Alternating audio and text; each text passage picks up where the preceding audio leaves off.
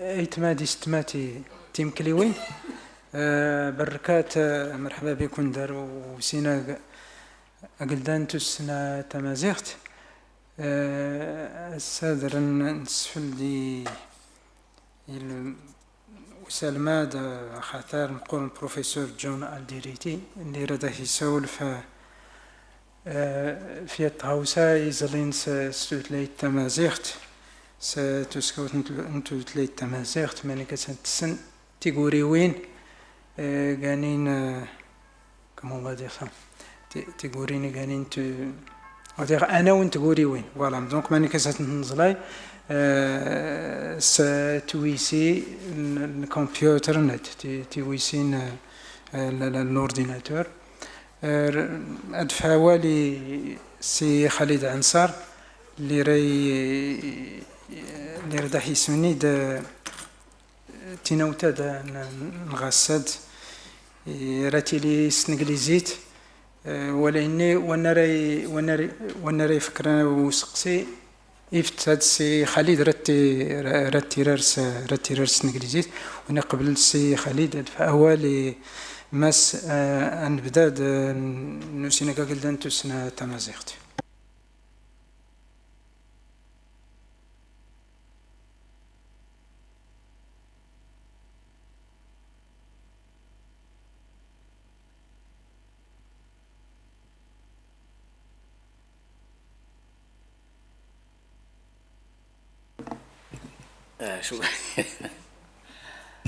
Une conférence qui porte sur un sujet qui a l'apparence de quelque chose qui est connu, mais ce qui est nouveau pour nous, c'est l'application un peu des technologies nouvelles dans le domaine de la linguistique amazighe. Je voudrais remercier aussi mes collègues du Centre de l'aménagement linguistique pour avoir pris cette initiative. Et enfin, je voudrais dire aussi bienvenue à Sijbor qu'on n'a pas vu depuis quelques années. Et si Karine Bensoukas et d'autres collègues qui enrichiront probablement les débats sur la question qui sera abordée par notre collègue, Monsieur John Alderete. So, thank you very much. Okay, it's Wiri. التنير مرحبا ينبقينا سي جون ألديريتي دي دانزي كندا زي برنابي the University of Simon Fraser. التنير مرحبا التنير برك دانا السادة غيسيول توسيت يسمعون تشلحيت تيكين توسيت يسمعون تشلحيت دو المود اوتوماتيك ين موضوعي كان يهمن بزاف في المزيغن خاصة يخدم سنيل سنت مزيغت دونك استنير برك دارنا مرحبا يش. Donc, I turn to English now. At the very beginning, I'm so delighted and I'm very happy to introduce Professor John Alderete, who is a very well-known researcher and linguist, and he is one of the most important figures in linguistics and most influentially in phonology and morphology. Professor John Alderete is a linguistic researcher at the linguistic department at Simon Fraser's University in Burnaby, British Columbia, Canada. He is a university teacher at the same university and also belongs to the to the linguistics department. And he is the director as well of the cognitive science program at the same university. I have known, Professor John Alderete through his research that I've been actually exposed to a long time ago. And his work was actually conducted on the phonology and the morphology of a number of languages, of most concern those languages that are least studied. So he conducted his research on those languages and trying to study some morphophonological phenomena at that time. And by using the precepts of optimality theory, a constraint-based theory. And he has also, over the last couple of years, I don't know, maybe 10 or 15 years, he has tried to take up another line, of research, trying to work on maybe correct me if I'm wrong, okay, he tried to work on computational linguistics, okay, using a couple of principles from artificial intelligence and computational linguistics in general, with a special focus on machine learning and deep learning. And by wedding insights from linguistics with insights from machine learning and artificial intelligence, he tried to accommodate a number of linguistic phenomena, whether they are morphological or phonological, maybe semantic, linguistic phenomena in general. And he has tried to study the linguistic system of languages with a special focus on languages that are least studied. Okay, and he has tried to see to what extent the human brain processes and conceives of those systems. Okay, so this is one of the most important things, or the central task of his research, over the last maybe 15 years or so. Professor John Alderete has accomplished, or has actually elaborated a number of works, or has published a number of works and papers on a whole range of domains having to do with linguistics in general, with a special focus, as I said, on the morphology and phonology of a number of languages.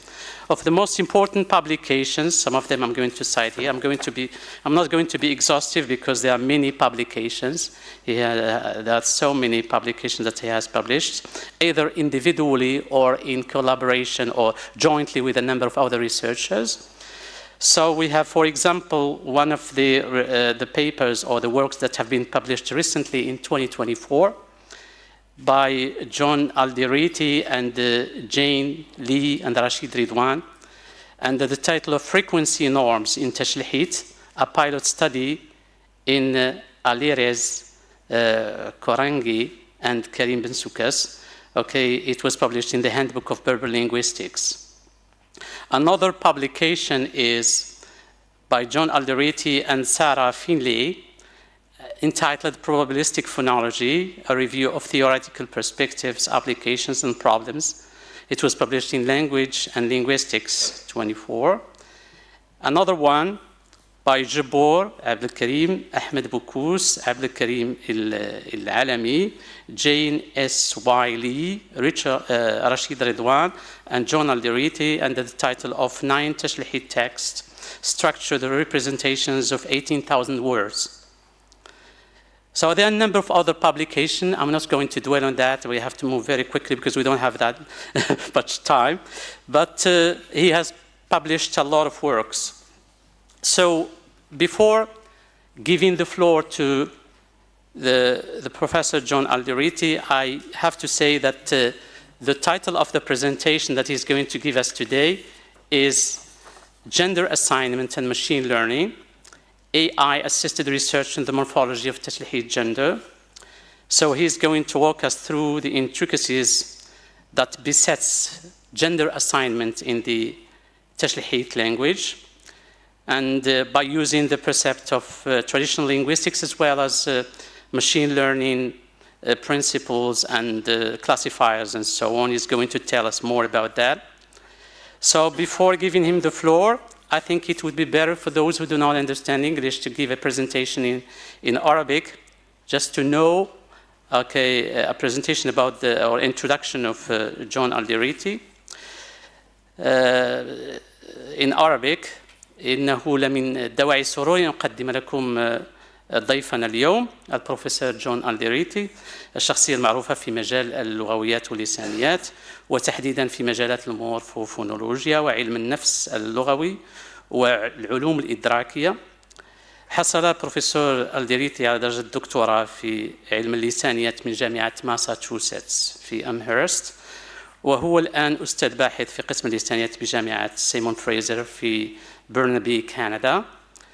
تتميز أبحاث الدكتور ألديريتي بتحليلاتها العميقة للأنظمة الصوتية والصرفية، وتسعى إلى فهم كيفية تعلم هذه الأنظمة وتمثيلها في ضوء النظريات في العلوم المعرفية. تناولت أطروحته والأعمال المرتبطة بها أسئلة نظرية حول كيفية تشكيل البنى الصوتية والتأثيرات الصرفية عليها، وذلك في إطار نظرية الأمثلية القائمة على القيود.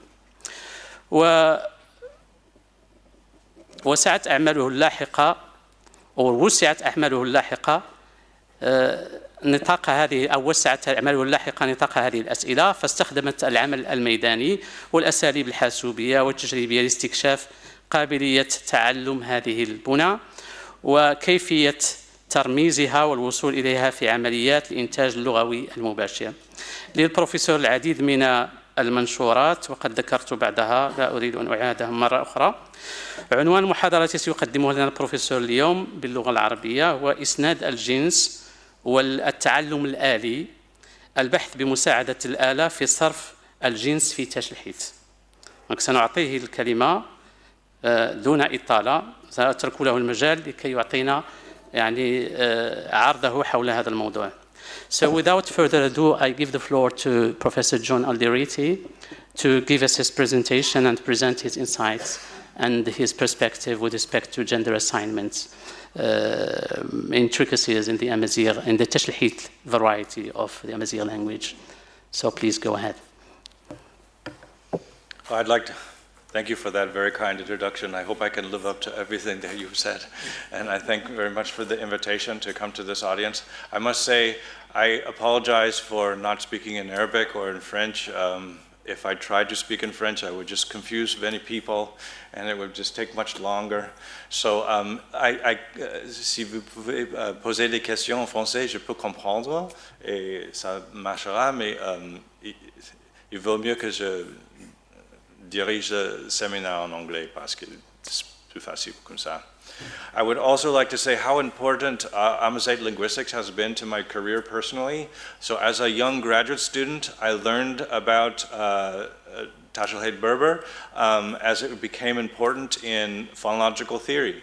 So the importance of Tashlhiyt syllable structure revolutionized the theory that I work in, and it really inspired new insights in phonological theory.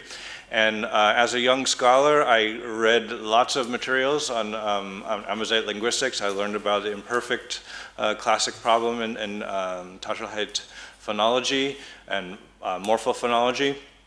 And I came to understand that you have a beautiful and vibrant community that is constantly renewing, and it's very, it's an honor for me to come to this environment and make my own small contribution. I'd like to say that this is joint work with Dr. Jabor, who's here, Kay Halubowski, and Piyush Agarwal. And the data and the slides for this presentation are on my website, so if you want to follow along or ask me a question later, that's possible. There's also a GitHub page with the code and the data frame that enables you to explore the data. How are we doing? Is it possible for people to follow along? Can you hear me in the back? Yeah? Okay, good. So I want to start with just kind of observing a fantastic ability of humans, and that is the concept of gender assignment. So just to take an example in French, normal speech in French involves extracting nouns from a database of 10 to 30,000 words, and while we're drawing these words from our mental lexicon, we assign them gender categories. Right? We rapidly extract those and then use them in fluid speech. This happens in a matter of milliseconds and is generally error-free. Linguists tend to believe gender assignment is a system. That is, there's a system of taking inputs and applying gender categories to outputs. We think this is a system because in a sense, it kind of pushes the limits of memory. Humans can do this with thousands of words and retrieve it very quickly. Gender categories can be applied to loan words, which again aren't memorized, and can even be applied in some experimental situations to nonsense words. So we believe it's a system of extracting information about noun forms and applying gender categories. But the system is complex. It's not always obvious what the correct analysis is. Is it morphological? Is it phonological? Is it a combination of the two? So just to take an example in French, gender assignment in French, for many years people believed that gender assignment was arbitrary in French, that there's no rhyme or reason, okay? And then several independent accounts, many are listed here, discovered and analyzed the phonological basis of gender assignment. So a contemporary analysis, it's summarized from Greville-Courbet's book, is there is kind of a semantic core where the intrinsic meanings are assigned male or female categories, so le homme or le garçon or la femme. There's also certain minor morphological patterns, but the majority of cases are predicted on the basis of the phonological structure of word endings. So just taking certain examples, words that end in je or me tend to be masculine. Words that end in on are masculine, unless you go to the consonants before that, in which case you have feminine categories like nation or inondation. The take-home point here is that these systems are complicated, and it takes a bit of experimentation and exploration of the language to really uncover the factors that predict gender. What I want to do today is contrast two core approaches to analyzing gender. One is kind of a traditional approach where the expert linguist sort of crafts a program and analyzes gender in this way. And this is the approach that has been taken for most of linguistic history, right?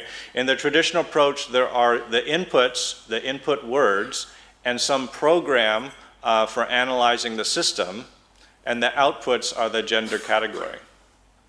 Now this works if the gender system is structured, but it struggles with variable outcomes and complex patterns. Machine learning is a technique that's been used in the last 20 to 25 years, which takes a different approach.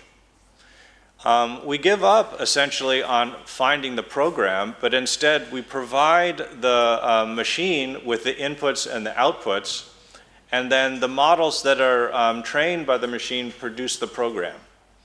So we give it the data, we give it the noun forms, we give it the gender categories of those noun forms, and artificial intelligence will determine what the larger pattern is. These excel with high-dimensional tasks and variable and complex programs. And so essentially what I want to talk about today is to give a quantitative analysis of gender assignment in Tashlhiyt and contribute a new data set that can be used for other purposes. And then I want to construct an argument for using machine learning and linguistic analysis, and in particular predicting the gender of Tashlhiyt. At the end, I haven't developed this a lot, but I'm thinking of some other projects of using machine learning techniques to solve complex problems in morphology. So a little bit of background. So essentially, we're using the theoretical perspective developed by Greville-Courbet, and in his system, there's a kind of a typology of gender assignment systems where the subdomain of language that predicts gender can be semantic, morphological, or phonological, or some mixture of the three. So semantic systems, the intrinsic meaning of a noun predicts gender. Tamil is a simple case of a semantic-based gender where sex-differentiated males are assigned masculine, female humans are assigned feminine gender, and others are assigned neutral. So it's the intrinsic meaning that drives gender assignment. Russian is an example of a morphological system where declension class, the inflection classes that define the endings of nouns, in part define gender, but there's also a kind of semantic component to that as well. We've just seen an example in French that is a phonological system of gender assignment, and there are many other cases. So the Tashlhiyt language, Kafar, has a pattern where nouns that have a final accented vowel are feminine, otherwise nouns are masculine. Right? So there's the phonological form of the noun predicts gender. There are no pure systems. Every language seems to have a semantic core of sex-differentiated nouns, and that kind of takes precedence over other constraints. But even formal systems like Kafar has certain exceptions, and so we say that there is a basic system, but then there are irregular forms that have to be memorized. In general, Corbett assumes that gender systems, there really are no arbitrary gender systems. Gender is largely predictable. Usually at least 85% of the data set are predictable, often far more than that. An example of using machine learning early on to diagnose languages by these categories was developed by Alassane Tang and colleagues just a few years ago. They looked at the gender system of Mian, which is a trans-New Guinean language, which has 4 basic genders. And prior work had said gender is semantically based. That is, it's determined by the meaning of a noun. Right? It's animacy, sex differentiation, and certain semantic categories. What they did is they took about 1,000 nouns in Mian and made a data table with the gender categories and the various attributes of the noun. And they trained that data using 3 models, different 2 non-neural network models like decision trees and random forests. We'll talk about those in a bit. And a neural network model to classify gender based on these attributes.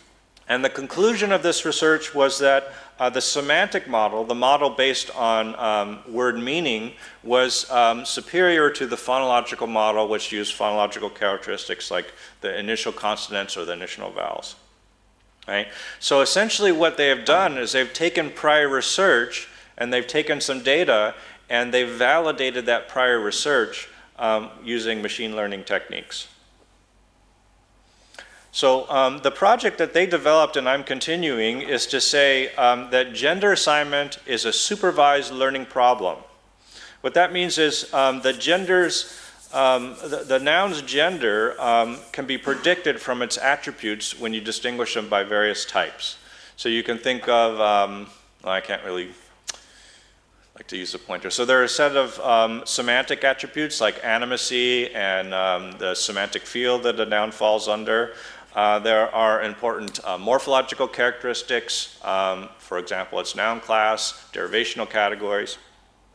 And then, of course, each noun has a phonological makeup. It has initial segments, final segments, the number of syllables, and stress patterns. What we do is we take that information and use it to predict the gender category. Right? We know what the noun's attributes are, and we know what the gender categories are. We supply that information to the machine learning system, and it will enable us to predict it using these different categories. So there's several different ways we can use AI in this context. We can use machine learning to validate a prior hypothesis, as Alassane Tang has done. You can also think of it as a way of deciding between 2 hypotheses, a very common approach in linguistics, where you have a hypothesis A and a hypothesis B, and you use machine learning to decide which one is a better predictor.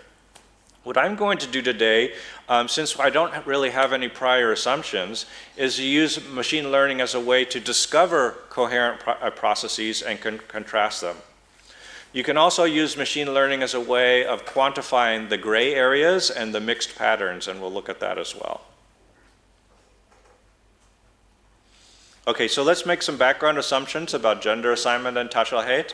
And I'm guided by prior research, so I'm essentially using the primary linguistic description of Espinal and the discussion of semantic categories and secondary morphology and some prior accounts of amazighe languages. And I'm also informed by generative accounts of the El-Mujahid's analysis using the syntax of words approach, and also, importantly, Del and Jabur's analysis using the word formation rules for gender, which we'll talk about in a second. The first step in analyzing a gender system is to discover the number of genders. I realize this is a straightforward question, but it's kind of important to go through the formal analysis. So standardly, the number of genders is calculated as the number of so-called agreement classes, which are defined as follows. We have a set of classes, or a set of noun controllers, that take the same form for their gender category and produce the same pattern when they are controlling the agreement of a target form. So as you may know, in Tashlhiyt there are several different agreement patterns, including subject-verb agreement. And all of these point to the existence of two agreement classes. So that assumes that there are two basic genders, masculine and feminine. For gender morphology, we're trying to be concrete here and use the rules that are developed in Del and Jabur. And in this system, there is a process of asserting an initial vowel to nouns that begin with a consonant. And that is a rule that applies across the board and effectively neutralizes the contrast between vowel initial and consonant initial forms. And then there are a set of affixes that attach T to feminine marked nouns. So the effect of this is to have an outcome for masculine nouns where all masculine nouns are vowel initial. Right? They can either start with A or E, and this is a lexically specified property. Feminine nouns, on the other hand, are fed by the R-Og rule. So, for example, Lambo, receives an initial A, and then that feeds the prefixation rule to attach the T, and that produces the outcome of having an initial T. Okay, so a key problem that we're interested here is that there is this basic generalization, and you see this in a lot of the literature on gender, that masculine forms are vowel initial and feminine forms have an initial T, right? That is the core generalization governing gender, the appearance of gender. And this would suggest that gender assignment in Tashlhiyt is phonological in nature because it's a phonological generalization. But there's a problem with that, which is that this is a generalization about word forms from the gender morphology. We're not predicting gender from the intrinsic properties of the nouns. Rather, we're making observations about the gender morphology. We need to satisfy the the objective of a Corbett system to go deeper into the noun and look at what's sometimes called a noun theme or a stem, and look at the internal structure of the stem to look for other factors. We also need to talk a little bit about gender in paradigms, and for this I am drawing on Payne, 1998, where she looks at gender in Maasai and identifies three different kinds of paradigms. There are fixed paradigms with a single gender. There are variable paradigms that have secondary morphology. For example, they have a masculine form and then a feminine form used to mark some category like a diminutive. And then there are neutral paradigms where, again, there are full paradigms with contrast between masculine and feminine forms. And the gender is used to reflect the speaker's intention. Okay? So most of the data that we've examined have fixed gender. That is, there's either masculine or feminine, and we have the four forms, the construct state and free state versus singular and plural. And that constitutes about 62% of the data. But in addition to that, there are variable and neutral forms, as illustrated in the second table here. All right, so as you may know, the basic level category for the form for beak is masculine, but then you can add feminine morphology to produce a diminutive. Likewise, for the word for plug, It's basically a feminine form, but you can make an augmentative, like a large plug, by removing the feminine morphology. So that's a typical variable pattern.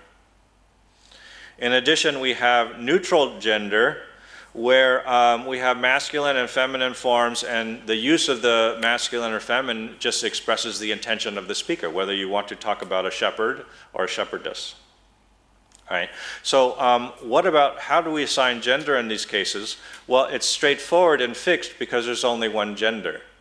But for variable and neutral, we need to make some assumptions. So the assumptions that we have made is that diminutive forms reflect an intrinsic masculine gender because diminutive is predicted from the gender morphology. So we sort of remove that morphology and find an underlying masculine. Conversely, augmentatives are indicative of feminine gender. Finally, we make an assumption about neutral nouns, which is that they reflect the masculine default. Right? There is some evidence for the masculine as a default gender. It's a formal default in the sense that if a noun is unmarked for gender, it is masculine, and we produce a feminine by marking the T prefix and the T suffix. Right? So we would say formally the masculine is unmarked. The masculine is also statistically more prevalent. Of course. Go back to the preceding. Can you repeat what you said about variable diminutive masculine? Okay, so we need to make an assumption whether the paradigm is masculine or feminine, because there's only two gender categories. We've established those two gender categories. So for beak, we assume that it is masculine, because the diminutive is predictable. For plug, we assume that it's feminine because the augmentative is predictable. For shepherd, miksa, I apologize for my Tashlhiyt, I haven't learned enough Tashlhiyt. We assume that that is also masculine because of the masculine default. We have to assign it a category, feminine or masculine, and so we assume that it is masculine because of the default status of that gender. Masculine is the default because it is the gender you get if you do not apply morphology. It is also statistically more prevalent, and there's some evidence from loans that loan words that are unassimilated are assigned masculine gender and a higher frequency, even higher than the statistical default. Okay? So we'll review these observations at the end, but this is the key assumption about paradigms. Okay, so we've developed a corpus, and we developed this originally to analyze the plural in Tashlhiyt and also gender, and we hope that it can be used for other ways. If anyone has a question about that, we can work on that. The sources of this came from Dr. Jabor's thesis, and also we extracted it from a number of texts that Dr. Jabor helped me create based on the text from Bukus, 1977. We have about 1,900 noun paradigms with several different attributes, which we'll look at a sec. And the entries in the database are complete paradigms. They're analyzed in a host of ways. So just to illustrate, from the interface of our database, we have a complete representation of a noun paradigm. And if it's a fixed gender, we would have some of these cells unfilled. Then we analyze the noun forms in morphological and phonological characteristics, including identifying the theme or the stem, and our aug-vowel, if one exists, and the different changes, morphophonemic changes that constitute the internal plural marker. And then finally, we assign a set of lexical features similar to what you would have in a dictionary entry of a noun form. We think that this could be used for a host of different ways, and if anyone wants to look at this, there's the data frame on GitHub, or we're happy to share. So one of the questions we have is, does the noun meaning predict gender? So we looked at a number of semantic attributes, whether or not the noun refers to a human or non-human entity, if it's animate or inanimate, if it's sex differentiated, that is male, female, or unspecified. And we also assigned the nouns to one of 22 semantic fields to identify different semantic categories that could potentially guide gender. So given that data, we can look at the patterns for semantic characteristics using a crosstab, where we have the feminine forms by the different semantic categories. And here you can make a number of interesting observations. So human and animate nouns are strongly skewed towards masculine. Just to give you a sense of the statistical possibilities, given the 75% trend for masculine nouns, there's about a 1 in 4 chance for a noun in general to be feminine, but in animate nouns it's a 1 in 20. So it's a much stronger chance of it being masculine if it's animate. That's also true of humanness. We can also look at sex cross-classified by gender. And sex is very predictive, but there are just very few data points. There's just only 37 nouns that are differentiated by gender. And so we think this is unlikely to be very predictive of gender. We also examined at some detail semantic field, and we didn't find any patterns. Semantic field, we'll test this in the machine learning model, but we didn't find any explicit patterns. Let's move on to phonology, the consonants and vowel structures. So essentially, we're looking at the noun theme, or the stem, and analyzing its attributes, including its CV structure, the initial consonant and the final consonant. We could continue to analyze this and look at the syllable structure and the stress pattern, but we haven't had enough time to do that. Here's some salient observations, and some of these resonate with other work in amazighe linguistics. So the yellow highlighted forms are phonological patterns that seem to suggest a feminine. From my angle, it's difficult to see this, but if you get the paper, you can look at the full data. The blue ones look more skewed towards masculine. Right? So initial and final vowels, especially a, seem to be strongly correlated with feminine gender, as is obviously, but these are stems that have been stripped of T prefixes. So T is also associated with feminine gender. Initials, certain initial consonants, B, K, K, Sh, Z, these are all associated with masculine. And you can see from this pattern that consonant initial forms or consonant final forms tend to be associated with masculine gender, whereas vowel forms that start with a vowel or end with a vowel tend to be associated with feminine gender. So for example, if you just look at the initial vowel in the first column here, grab my thing here.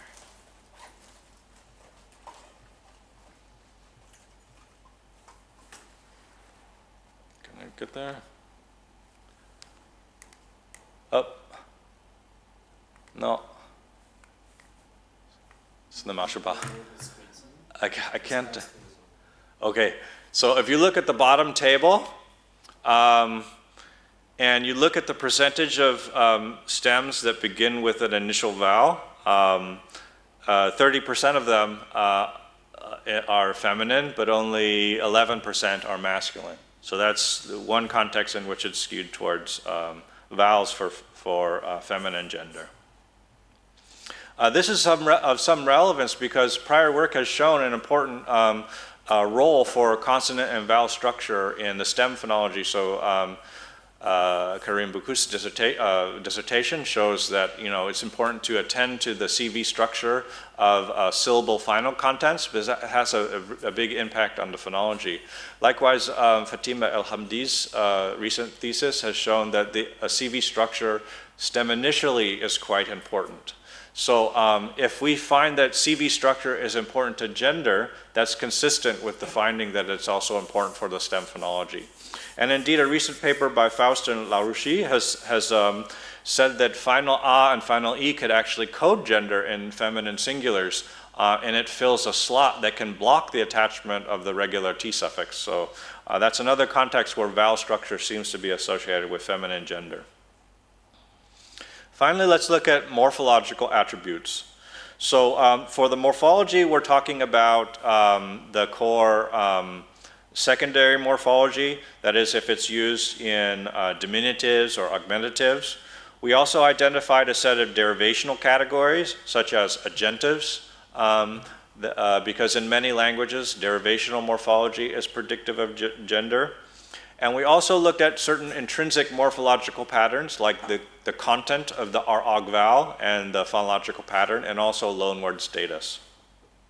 So for morphology, we see a host of patterns. So essentially by assumption, secondary morphology is categorically predictive of gender, right? There are a large number of variable patterns with diminutive morphology, and these, by assumption, are associated with masculine gender. And the opposite is true of augmentatives. There are also important generalizations about derivational categories, which are near categorical patterns. So agentives are strongly associated with masculine. I think this is not a surprise to people here. And terugsa nouns are strongly associated with feminine forms. As we said earlier, loanword assimilation patterns also favor masculine. So loanword status seems to be associated with masculine gender. Now let's look at some kind of more arbitrary facts about the system. So we've classified nouns and whether they have an R-og vowel, that initial augment, or the different kinds of patterns. So the R-augment vowel, if it's A, it seems to be associated with masculine, and if it's E, it's associated with feminine because of the distributions that you see here. Finally, the gender pattern seems to be correlated with gender, where external and mixed patterns seem to favor masculines. These are not absolute patterns, but they're statistically significant, and they could be important in the model, so we flesh them out here. So to summarize, animacy seems to be associated with masculine.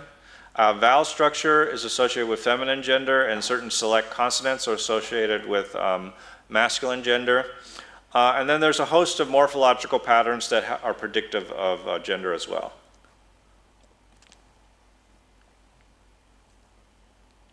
So on to the ML analysis. I want to first start by thinking about what the data that we've just seen shows irrespective of a computational analysis. So if we use these descriptive statistics to craft kind of gender assignment rules, we just don't get very far.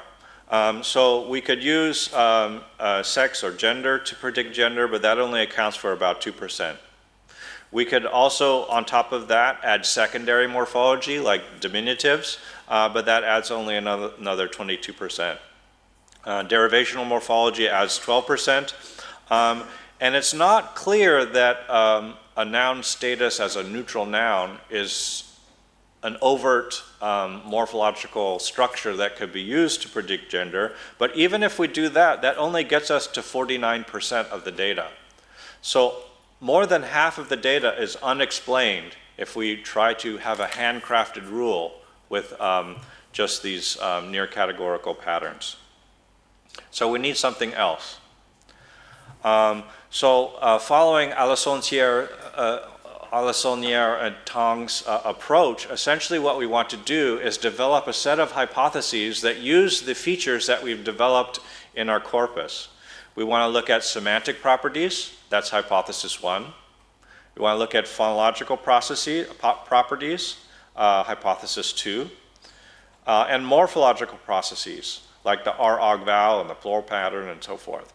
And then we consider various combinations of these attributes and use all of them as data patterns to predict the gender category.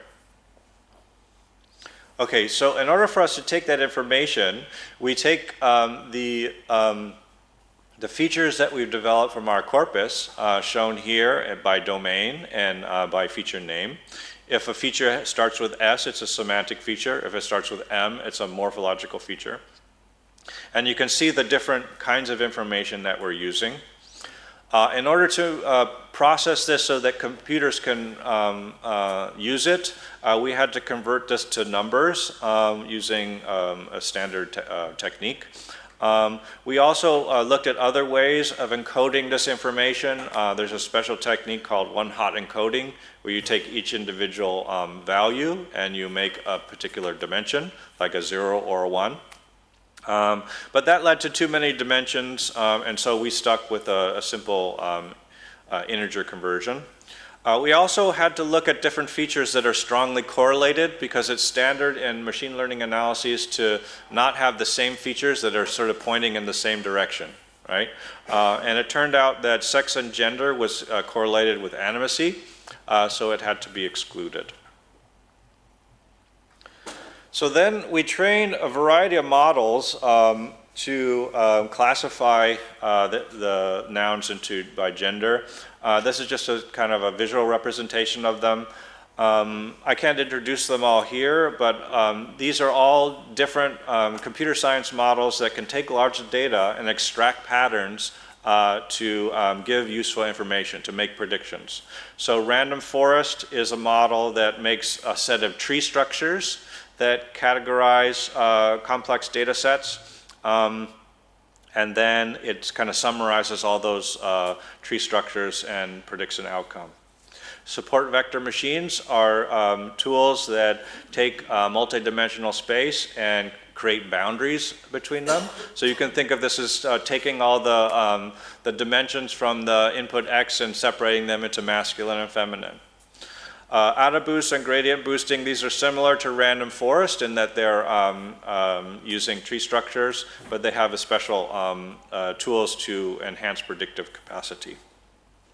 We eschewed neural network models, which are very common in this kind of environment, because neural network models typically need more data than we have, and also they're more difficult to interpret. And our goal is not to get the best tool for predicting gender. Our goal is to compare various hypotheses and see which one is more suitable for Tashlhiyt. Okay, so there's some final assumptions that we need to make. There is a crucial data balance because there's a stronger prevalence of masculine forms here. And there are many ways to address this data imbalance. One of them is to control the sampling. So you reduce the number of times you present to the machine learning algorithm the masculine forms, kind of balance them with the feminine forms.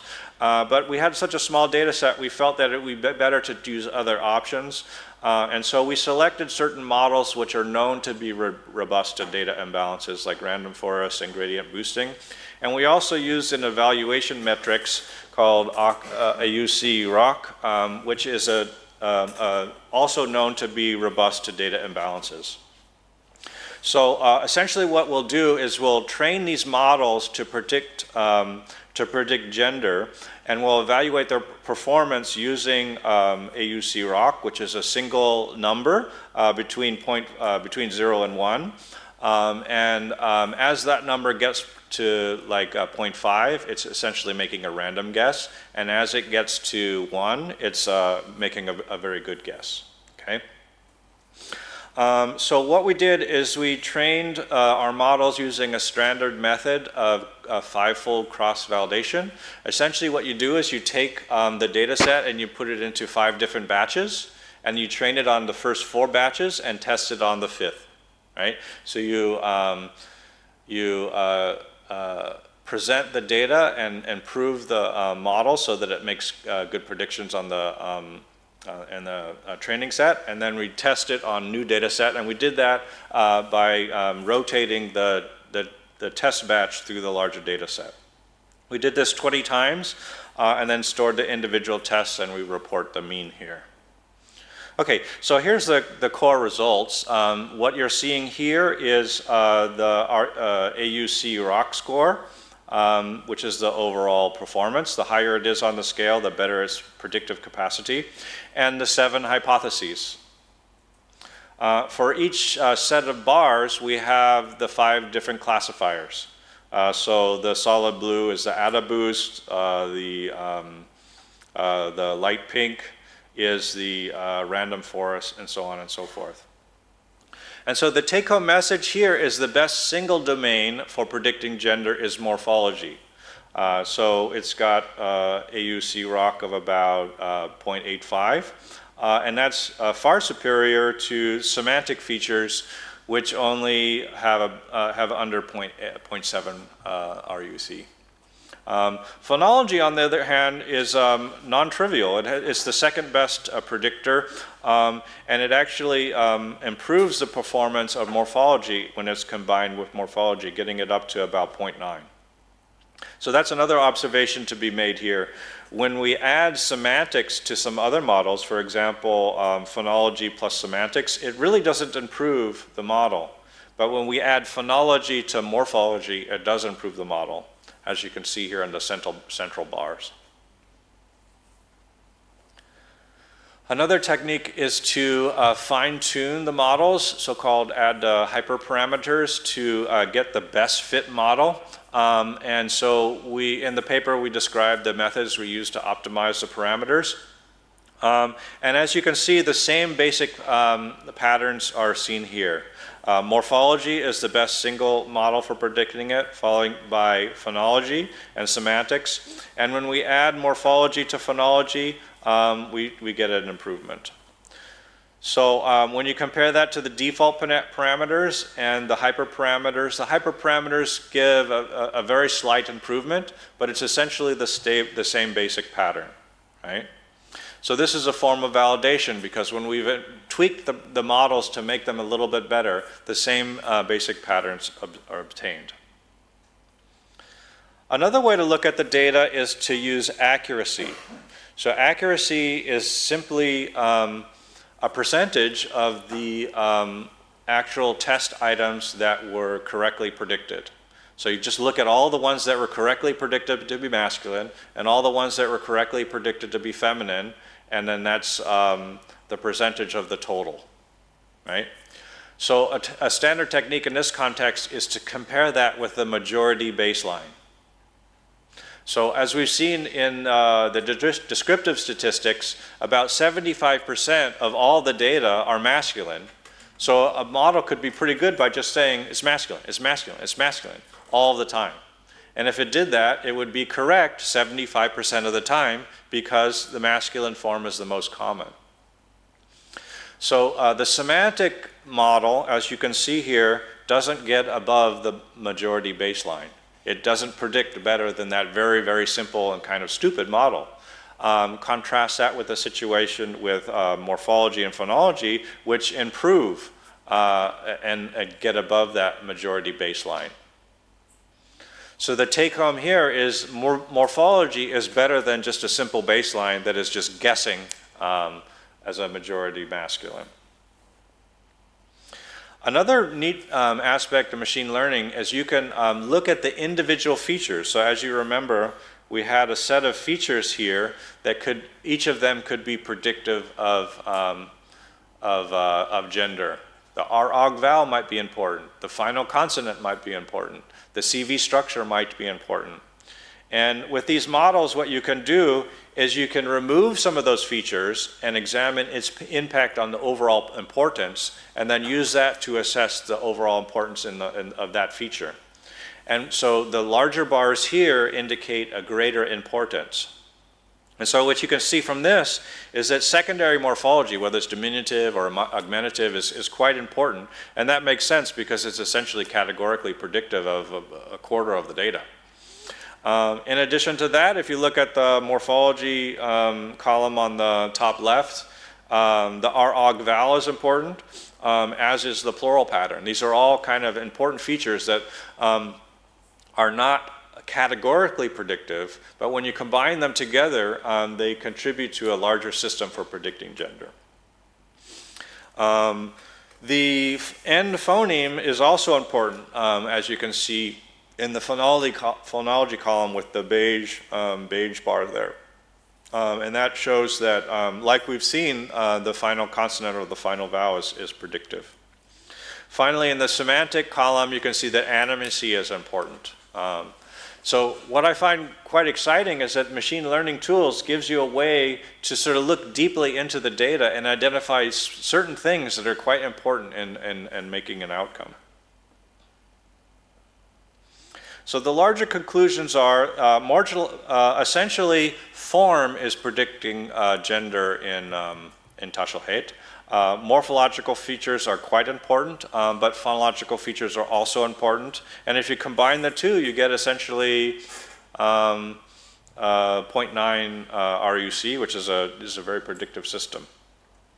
So the key factors then for the morphology are secondary morphology, the R-og vowel, and the plural pattern.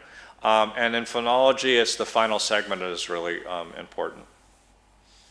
Finally, a key take-home point is that we really do need machine learning to uncover these insights, because if we try to handcraft rules, if we try to be an intelligent linguist and examine these patterns, we just don't sufficiently account for the data. We can only account for about half of the data.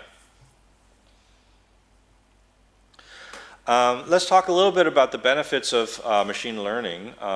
So machine learning essentially gives us off-the-shelf tools for validating, comparing, and even discovering hypotheses like we've developed here.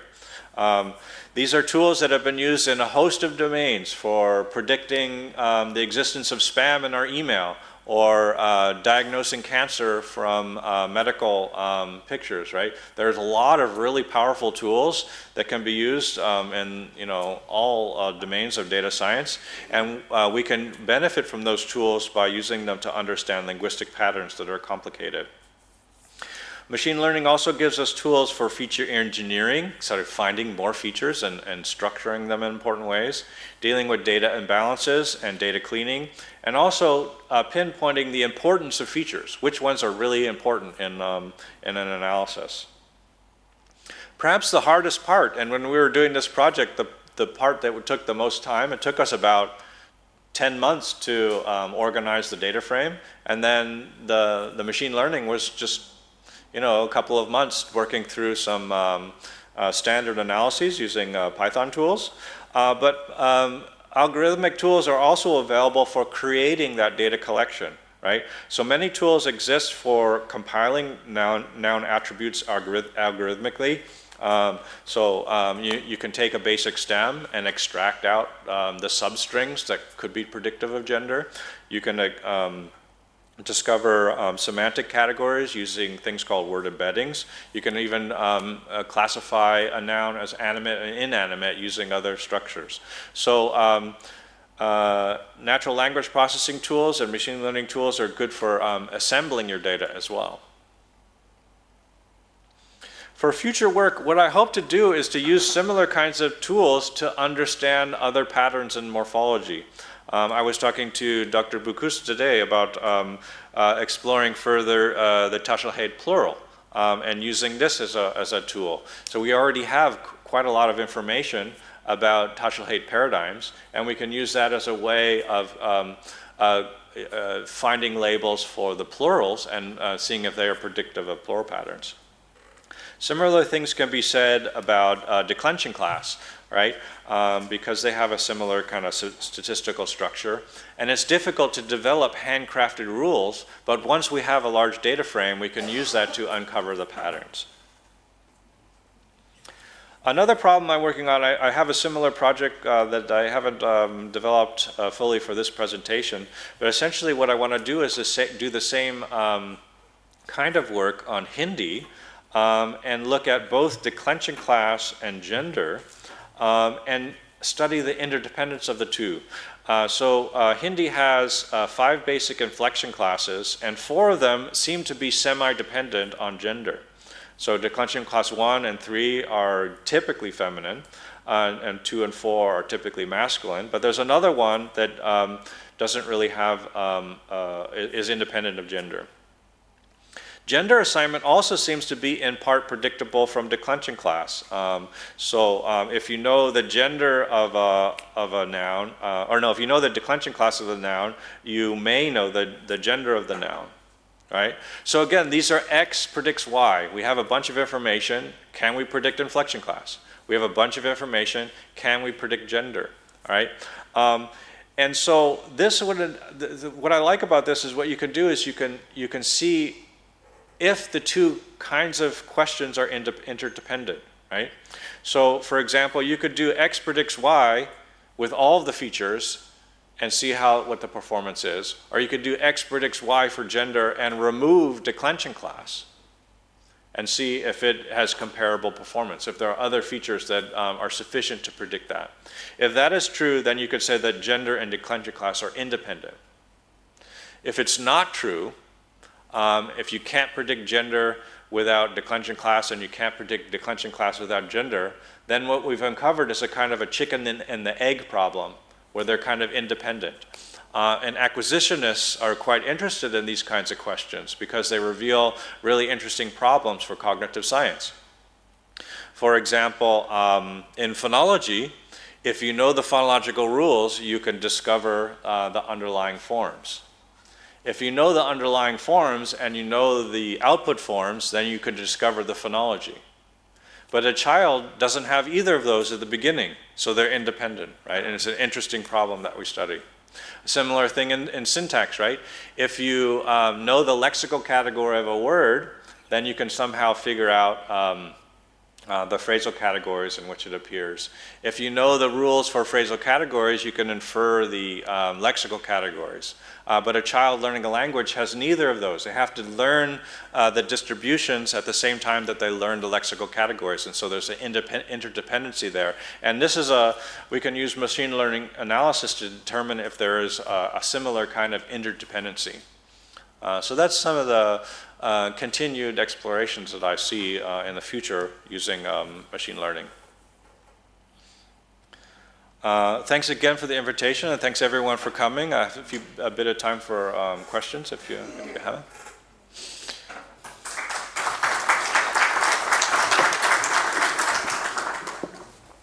So thank you very much, Professor John Alderete, for your insightful presentation. It was very comprehensive. A lot of information was given with respect to the status of gender in the Tashlhiyt language, as well as the way we can predict the assignment of gender in Tashlhiyt. So a variety of points. We have to try to cover a number of things with respect to gender assignment. First, to try to give a brief overview of or a brief retrospective of the most important works that have been undertaken under by a number of linguists at the very beginning. They tried to address the status of gender. And afterwards, you have tried to give the most important and basic, if you like, underpinnings of a descriptive approach, along which you have tried to address a number of linguistic phenomena that predict, if you like, the status of gender, whether the gender is feminine or masculine. And then you have found out that on the basis of this theory, of this approach, the prediction of those features, those linguistic features, whether they are semantic, morphological, or phonological, they do not exceed 49%, which is a modest value, if you like, or ratio. And then you have tried to develop another approach, that's your proposal in your presentation, along the precepts of machine learning techniques and models. A number of models have been addressed, maybe 5 models that you have tried to address. And through the, if you like, these models, along with the number of features that you have addressed at the very beginning, you have come out with the conclusion that if we use all these models and try to compare all different features, linguistic features, we can achieve a better result. And you have said that we can even reach 0.9% of the of accuracy, of predictability, if you like. So thank you very much for your presentation. Before I give the floor to the audience, I would like to say a couple of words, maybe in Arabic, so as to just to give a short summary of what has been presented. And then I give the floor to the audience. The floor is going to be open to the audience for questions if they have any. So يعني الفكرة الأساسية التي تكلم عنها الباحث هي تهم بالأساس إسناد الجنس في تشلحيت، ومن خلال مقاربة تنتمي إلى مجال التعلم الآلي. يعني حاول الكاتب أو الباحث من خلال يعني هذا العرض الذي قام به أن يعطينا مجموعة من المعطيات يعني تهم إسناد الجنس في تشلحيت، وباعتماد نظريات باعتماد يعني المقاربات اللسنية التي قام بها الباحثون الأوائل الذين اشتغلوا على هذا الجانب، ما فيهم يعني سي أحمد بوكوس وسي جبور عبد الكريم وغيرهم من الباحثين. وبعد ذلك بين مجموعة من الخصائص اللسنية التي من خلالها يمكن أن نتنبأ بطبيعة الاسم في تشلحيت، وهذه الخصائص هي منها ما هو دلالي، ومنها ما هو مورفولوجي، وما هو فونولوجي. وبين من خلال هذه الخصائص أنه إذا اعتمدنا طرق تقليدية في مقاربتنا لهذه إحصائية تقليدية وواصفة، لا يمكن إلا أن نصل مثلا إلى مستوى مستوى يتجاوز 49 و 50% من القدرة على التنبؤ بطبيعة الأسماء في اللغة الأمازيغية، هل هي يعني جنسها هي مذكر أو مؤنث. هذا من جهة. من جهة أخرى أعطانا يعني مقاربة أخرى تختلف شيئا مع المقاربة التقليدية باستعمال يعني أسس نظرية من داخل التعلم الآلي، باستعمال مجموعة من المصنفات أو من النماذج التي من خلالها تتم عملية تقويم هذه المظاهر أو هذه الخاصيات اللسنية التي نتنبأ من خلالها طبيعة الأسماء وهل هي مذكر أم مؤنث يعني. وفي الأخير انتهى به الأمر إلى أنه يعني باستعمال هذه النماذج وباستعمال هذه المصنفات استطاع أن يصل إلى 90% يعني في القدرة في التنبؤ على طبيعة الاسم هل هو مذكر أو مؤنث. يعني هذه هي أهم الأشياء التي ربما وصل إليها. وتكلم عن أشياء أخرى يعني أنا من الأشياء التي يعني المهمة التي قالها الباحث هو أنه يعني هناك مكونات مورفوفونولوجيا مهمة جدا في عملية التنبؤ ب يعني طبيعة الاسم في تشلحيت، يعني هل هو مذكر أو مؤنث. وهذه أشياء ربما أظنها جديدة، ولو أنه يعني في حدسنا أن الأشياء موجودة إلى حد ما ربما قد نحس بها كمتكلمين باللغة الأمازيغية، ولكن بشكل علمي لم يتم مقاربتها فيما سبق يعني إلى الآن. شكرا مرة أخرى للأستاذ لباحثنا. So back to the audience now. The floor is open to the audience. If you have any questions, please, you are welcome. I'll make a list, okay, with the names of the people who would like to ask questions or would like to make some comments or would ask for more clarifications. So please, if you would like to ask a question, okay, raise your hand, give us your name. Yes. Yes, Mr. Mohammed Amin.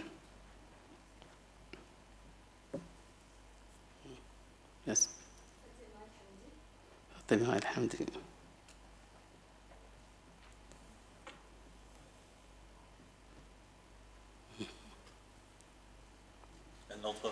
Yeah, okay.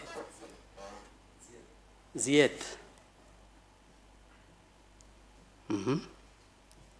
Yes.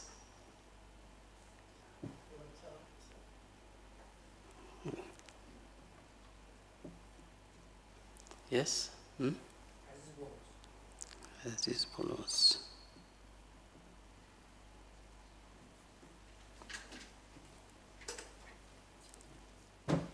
Yes, anybody else? Okay, would like to ask questions? Yes?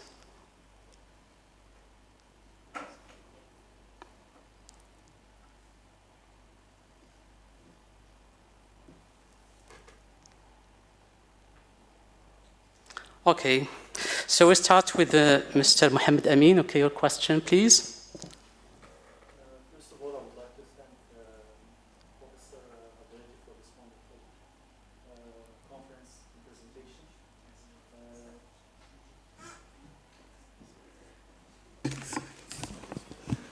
First of all, I would like to...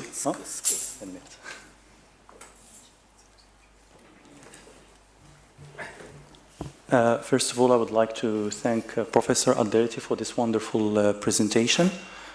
As a linguistics pupil and a data science enthusiast as myself, it was very rich, very informative, and very useful for me. Also as a translator, it also made me realize a lot of interesting patterns that I was employing without even being aware of them. My question is, you mentioned a GitHub project. Yeah. That is, I believe it's open source for everyone. Yes. So I would like to know, do you have an idea if it was used during the making or the introduction of the amazighe version of Google Translate? Or does Google uses a totally different methodology when it comes to formulating their own versions of AI-assisted instant translators? Thank you. I don't know. I don't know. The use of a data frame could be used in machine translation, and so people could use this as a stepping stone to that. But this is a small amount of the language of Tashlhiyt, and I think that it would have to be integrated in a way that goes far beyond that what we've done here. So what I see the tool that I've developed is more as helping linguists extract insights about Tashlhiyt, and using that kind of idea of treating gender assignment as a supervised learning problem. And people can use the same kinds of tools for other analyses in other languages. I've thought of similar ideas in Arabic too, for example. This could be applied to Arabic in many straightforward ways. I believe that every language group should have access to technology, and there are many great people working on that. And if there are initiatives here in IRCAM where people are interested in that, I could add my expertise to that, because in general, I mean, I feel like if someone who speaks a language that doesn't have as much written and formal materials and documentation, that they shouldn't be forced to shift their language to a majority language to have access to technology, right?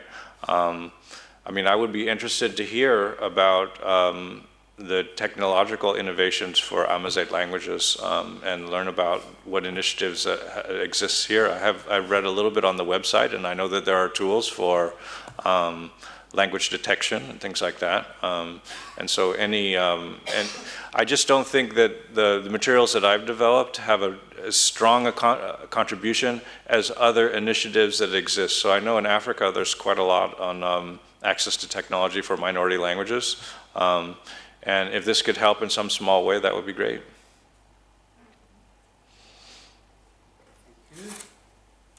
So the second one is Fatima Al-Hamdi, okay? Thank you for this very informative presentation about machine learning and the use of machine learning to predict forms in languages in general. So while you were presenting the data, I was thinking about the plural formation. Yes. In Moroccan Arabic and in Tashlhiyt. If we can get machine learning, and this is just a comment, this is not a question, if we can get machine learning to predict or to examine the data and provide us with insights in terms of predictability and learnability concerning plural formation in both Moroccan Arabic and in Tashlhiyt, that would be very interesting.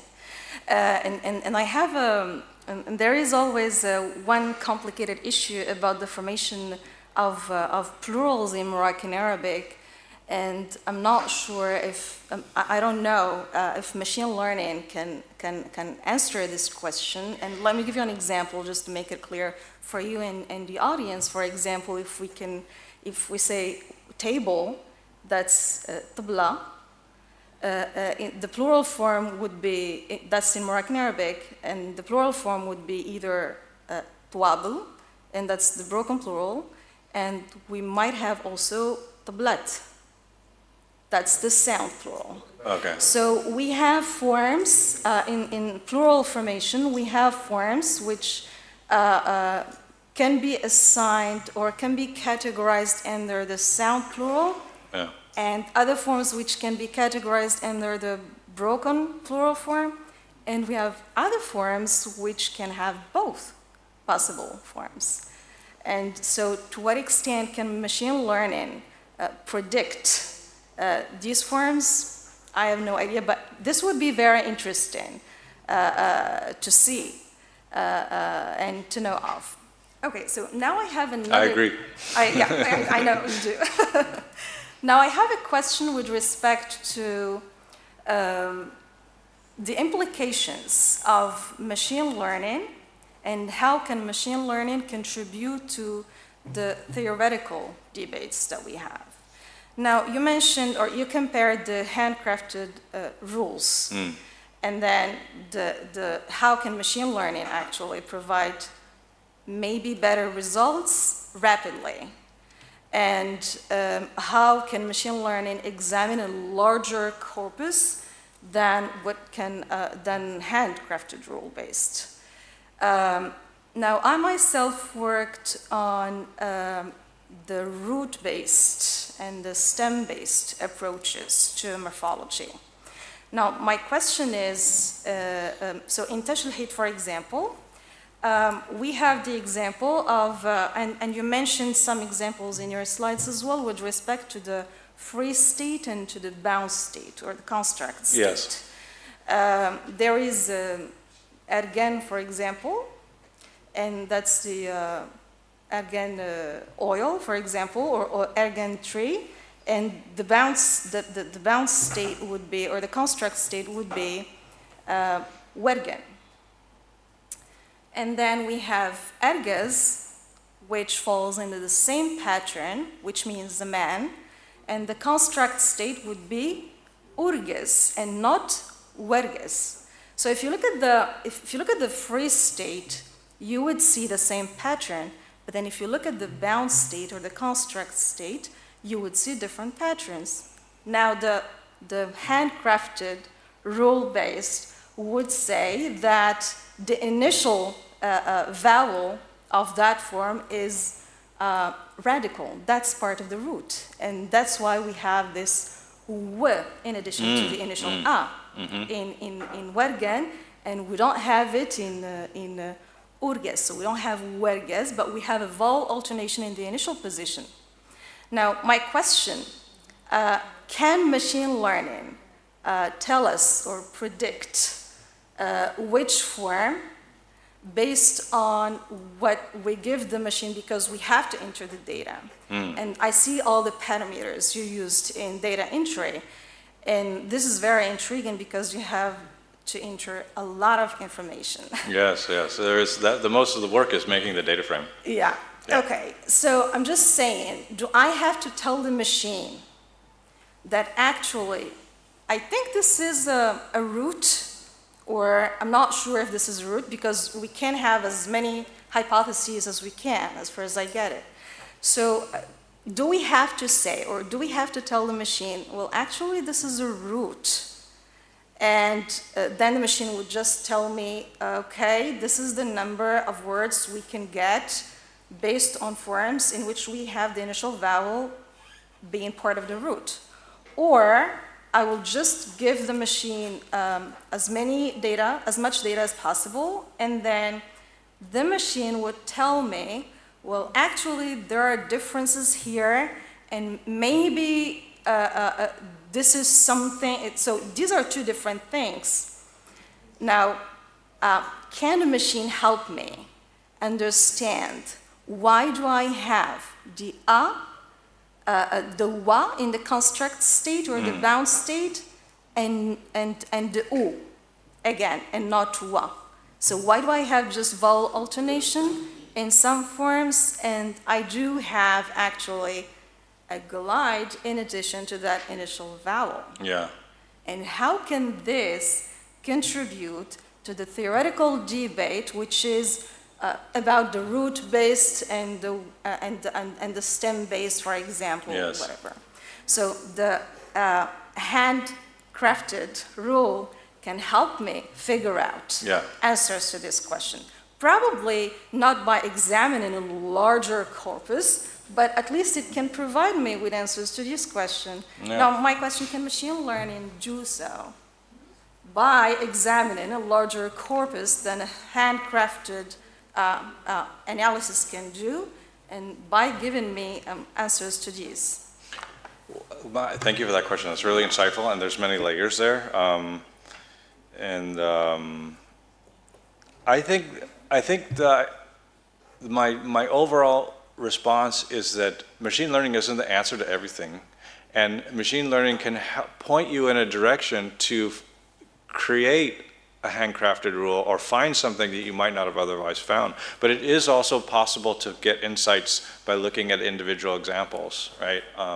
And so, I mean, thinking about, I mean, the way I look at it, we've just kind of waded in a little bit to the data and we found some new things, and that, but we have to use our own human intelligence and our own human LLM, so to speak, to interpret and find those insights, and we are in the driver's seat, right? So when you say that you need the root to find the, you know, the glide versus vowel class and so forth, I believe that, and I believe that we still have a role as linguists to extract these insights and bring them into a theoretical perspective and whatever tools that you tend to use. So I mean, maybe one way to think about it is machine learning is a tool for giving us first pass or second pass generalizations, but then we have to carry it through to the end and produce our analyses. I mean, just think about ChatGPT, right? When we use ChatGPT, it's a good tool for getting information.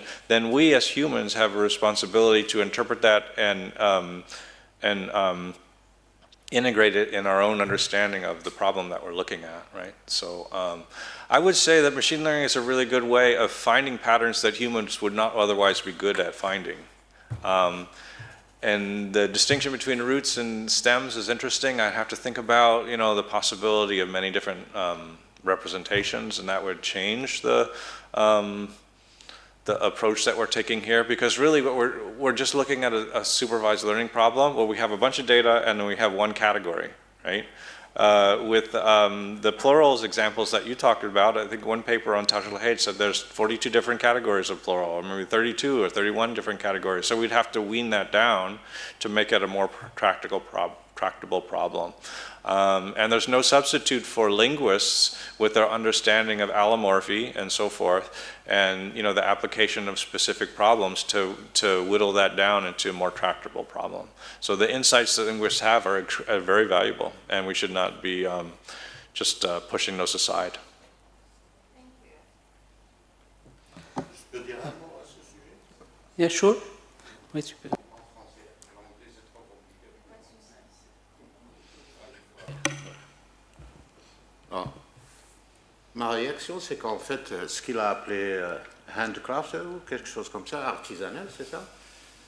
En fait, ce n'est pas aussi artisanal qu'on peut le penser, parce que le linguiste, quand il dit par exemple qu'il y a une voyelle initiale qui est rattachée à un thème, et une voyelle initiale qui fait partie du thème, ça n'est pas venu du ciel.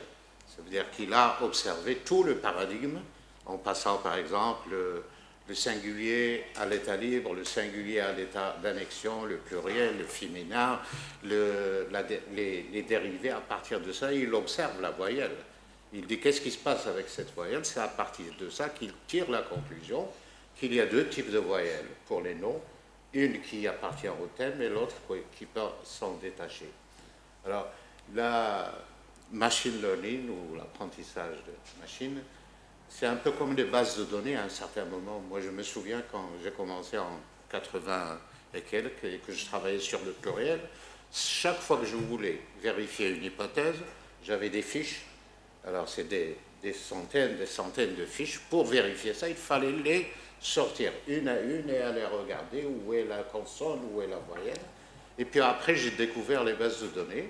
Et en quelques secondes, vous avez toute la vérification nécessaire. Nous avons un outil supplémentaire maintenant qui ne va pas nous donner de réponse, mais il va nous conforter dans une ou l'autre des hypothèses. Et c'est ça le plus important, à mon avis. Merci. Okay, Merci. thank you. All right, so we'll move to the next one. Okay, next person, Ziad. Okay.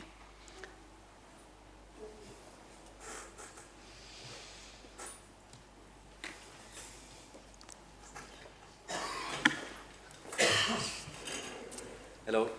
Thank you so much for this presentation, and especially for providing the code to the analysis that you've done. That's going to be very helpful to a lot of people, I think. So I have two questions, and I'll try to be very brief about this. So first of all, I think that right now in human sciences, not everyone is thrilled about the use of machine learning and data science, because some people think it might impact the way that we see people. For example, in sociology, there's a lot of professors who are afraid of the use of categorization by machine, which implies that there's a category that people should fit into. But I think that it's inevitable that the change is going to happen. So from my personal experience, for example, I applied for a PhD in the faculty of Mohammedia, and I had a subject that's related to social data science. I didn't think that I would be accepted, but to my surprise, I got accepted. The problem is I'm not very equipped in terms of the technical side because I have a background in social sciences. So my first question would be, what are some small projects that would be useful to social data science that could be of practice to people who come from a background of social sciences, whether that be psychology, sociology, anthropology, and whatnot? So what would be kind of like a starting point for someone to practice their skills and to learn stuff that they could use actually in the field? And the second question is more related to the presentation, which is I think that we're always going to be limited by the amount of data that we have when it comes to languages, because it's just going to be the words that we have. So I think would that be possible to add a different parameter like sentences and context to the algorithm for it to have better predictability, not necessarily just for this specific example, but for other examples as well? Yeah, thanks for your questions. Those are great. For social science students entering machine learning, I would just say email me. It's easy to find me on the web, and I can send you links. Probably a good way is to go to Kaggle. Kaggle has a set of competitions, but they're not really competitions. They have data sets. You download them, and you can see how other people have solved those problems. And there's a lot of ones that are relevant to sociological problems. One that I give to my students is the Titanic data set. And there's lots of stuff on YouTube. It's free. It's great, and you'll learn a lot. I learned a lot myself. That's how I learned. Right? I'm a full professor, director of cognitive science, and I had to relearn all this stuff as a 55-year-old. So we're all kind of learning together. But if you email me, I can help you with that. And if anyone is interested in that kind of educational path, I'm happy to help out. Your other question was about other structures, right? And so one important structure is a word embedding. Using vector semantics. So word embeddings are numerical representations of words that encode essentially the meaning and the syntax of a word as a function of how that word appears in lots of texts. So if the word for shepherdess appears in the text in certain ways or in certain numbers of text, there are numbers that represent that meaning. And that's essentially how all the machine learning, like machine translation and other natural language processes, they use the meaning of a noun represented as a word embedding. But the problem of using this for gender is that it's extremely predictive of gender because gender is embedded in an agreement domain. So if I use a noun and it agrees with a verb that's also in masculine, then that embedding, in a sense, encodes the morphosyntactic information of gender. So there's been some work, Alina, I forget the name, where she said, well, word embeddings are incredibly useful, but we can't use them for just looking at gender because they give us all the information right away, right? So if you want a perfect predictor of gender and you're not interested in the linguistic analysis of gender as your colleague is, then that's probably a better tool, the word embedding itself. But my problem was to analyze Tashlhiyt gender within Corbet's system and to identify the individual factors based on the structure of the word, and that's just not in the word embedding. Thanks a lot. Thank you. Okay, thank you. So the next one is Tamer, I think. Okay, the person over there. Okay. Yes.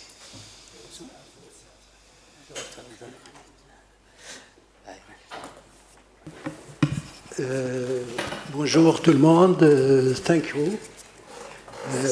Ma question serait en français.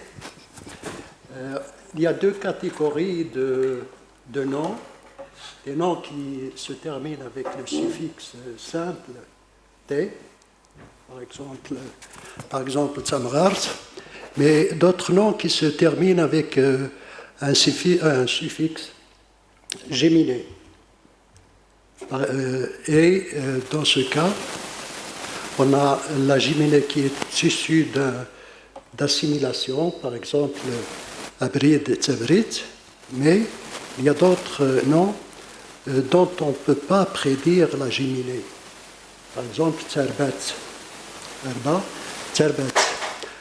Alors, la question est, cette gémination, on peut la considérer phonologique, morphophonologique, et comment prédire cette gémination dans cette catégorie de noms par rapport aux autres.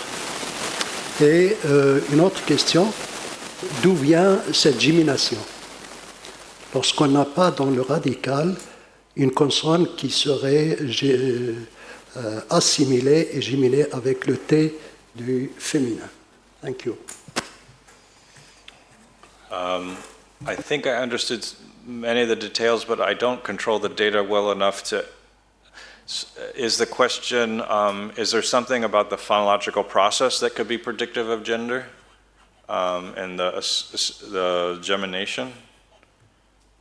I mean, I would step back a second and say that there's a long history of using something like machine learning, logistic regression, in predicting the occurrence of a phonological process. This is William Leboeuf's variable rules, where a process applies maybe 75% of the time, and it's conditioned on the neighboring environments. And so this is a pattern of probabilistic phonology that has been around for quite a long time, where they identify both phonological factors and sociolinguistic factors for conditioning a phonological process. So logistic regression is one. We actually use logistic regression as a tool for using gender, because logistic regression in the variable rules format is whether the rule applies or not, which is a binary distinction, and we could use the same binary distinction for masculine versus feminine. But I think in general your question is that there's kind of buried phonology. There's more richer phonology in the word structure than that we are using, and that we just don't have the ability to capture that, to predict gender. And if I understand the question correctly, and I think that's true, so to include that kind of information, we either have to include information about the phonological process or relationships between words that could induce that process. But perhaps it would be better for me to look at the problem in more detail, which I don't quite understand the complexities of the interaction there. So I think it would probably be better for me to look at that in more detail, and I'd be happy to receive an email from you or email you and to analyze this myself. Okay, thank you. Next one is Aziz Boulos. Okay.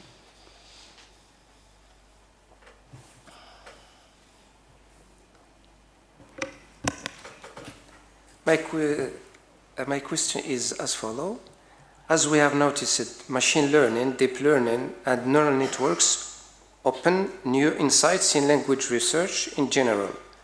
So how we can integrate these tools and familiarize researchers and students of linguistics to these revolutionizing tools? Can we say that nowadays the linguist should be a computational linguist first? That's a great question. I think it goes back to the second question as well. I mean, I think it's just like using generative AI, right? We can use generative AI to get information, but we have to process the information and bring our own theoretical and intellectual perspective to the problem. There are many tools for ramping up. A lot of them are free, and so I think it would be very easy for people to jump in. I think in about 6 months you can become very, you can use these tools quite quickly. And also generative AI has made it a lot easier for people to learn programming, because generative AI enables people to create learning paths and also debug programs. So that if you want to write a script to make a random forest model given your data table, you can literally write in a set of instructions with a context in ChatGPT or Claude, and it will generate a program that you have to go and test. And it may work, it may not work, but at least you have a starting place for producing that kind of analysis. So I think it is, it's just a really powerful tool, but we are in the driver's seat, and we have to use our own LLM, our own human intelligence, to interpret and also engage in ethical use of generative AI, because there are a lot of nefarious uses of artificial intelligence. Okay, thank you. Next one is Mosey Hussein. First of all, I'd like to thank Professor John Alderete for his presentation. So my question or my remarks about your presentation, which is very interesting, is related to machine learning and how it is important to have accuracy of representative data to have a good training for the data. Maybe if you can try to make the same models that you presented in your presentation for the amazighe language here in Morocco. And as you told us, it is a common benefits if, for example, you analyze the data that you have in different approach or in different models. So my question, what are the common model that we can use as a tools, which is orally experimented, and we can use it for amazighe language? I think the common approach that involves, we have it already in internet, and is it possible, for example, to develop an AI agent for amazighe language? Only for your remark that I found is very interesting in terms of choosing, for example, approach that involves only morphological approach, not semantic approach or phonological approach. For example, to give an example very quickly, if you go, for example, to make the difference between if you want, for example, to conjugate a verb, you have a third person feminine and masculine, so ida, and how the machine learning can be, for example, try to give us the best answer in this kind. Is it only based on a big training data that you give to the machine, or we can combine the models, existing models, to have this kind of question? And my last question is related to ethical consideration in terms of representation of data. Maybe if an agent AI, for example, chose the data from the internet, how those data is corrected or is respecting ethical approach in terms of availability. Thank you so much. Okay, so lots of questions there. I appreciate all of them. I'll just take them step by step. One thing, and this goes back to the second question, I think one thing to emphasize is that as linguists, we have a lot of really powerful tools for assembling a good data set, and we need to use them, the analytical resources that we have in creating good data sets, because it's only when we have good data sets that we can do a strong ML analysis. And so, for example, with this corpus that we developed, we had singular plural pairs, we had complete paradigms, but then we had to use our knowledge of Tashlhiyt to extract out the themes. We had to use our knowledge of the morphology to identify our og vowels, and so we had to think about the different categories for that. This is what linguists do. Linguists have these insights about the language particular rules, and they need to bring those insights into the creation of a rich data set. And it's really, really important to not underestimate the role of just our own linguistic analyses, analytical abilities in creating the data set, because the machine doesn't know that. We need to bring those insights to cross-classify in the correct ways, right? Another question you asked about was the path to learning and what are some of the better models to start with. I would say the non-neural network models like random forest or decision tree models, which again have really good tools on Kaggle. Because the neural network ones, it takes a lot of time to design the correct structure. And it can take months just figuring out the structure that is appropriate for the data that you have. So that's kind of a computer science graduate student kind of question. On the other hand, there are tools that you can use to shape the design of a neural network model. Another question you had was about paradigm completion and other kind of morphological processes, and there's a rich literature on this. There's the shared task on the SIGFON competition. Just a couple of years ago, they had a set of data problems from, I think it was like 20 different languages, where they had partial paradigms, and they wanted people to compete to produce models that could produce full paradigms. So, you've got first person, second person, and you want to have the third person singular, or you've got, first person singular and first person plural, and you need a larger paradigm, right? There's a lot of really good off-the-shelf tools for that, but a lot of them are neural network models, and so you need to learn the neural network implementation for that, and there's kind of a steep learning curve for that. But I would if you email me, I can show you links to that, and there's just a lot of really good resources on that. And that's distinct from the problem that we were looking at with gender assignment. So each problem is kind of different, and you need to think about the appropriate tools for approaching them. Okay. So the next one is Boumelk Abdullah. Merci, c'est Khalid. Merci, professeur Alderete. Moi, j'aimerais savoir les implications. Moi, je pense surtout aux implications que peut avoir ce genre de travaux et pourquoi ces implications? Parce qu'au niveau du centre d'aménagement linguistique, on travaille sur des questions de création terminologique. Et à ce sujet, ma question est la suivante.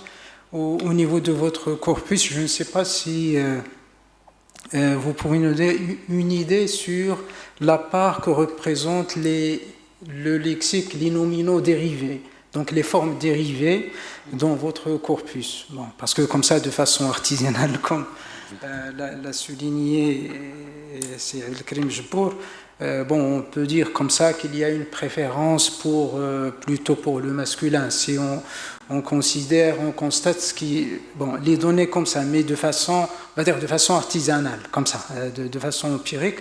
Est-ce que vous disposez de données à partir de votre corpus Ça, c'est la première question.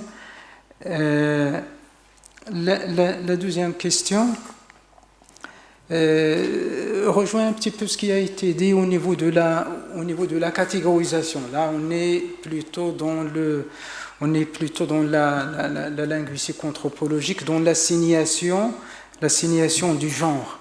L'assignation du genre, parce que uniquement d'un point de vue morphologique ou uniquement d'un point de vue formel, pour les gens qui travaillent sur l'amazighe d'une façon générale, et que ce soit Tashlhiyt ou les autres variantes, il suffit de voir la structure d'un mot.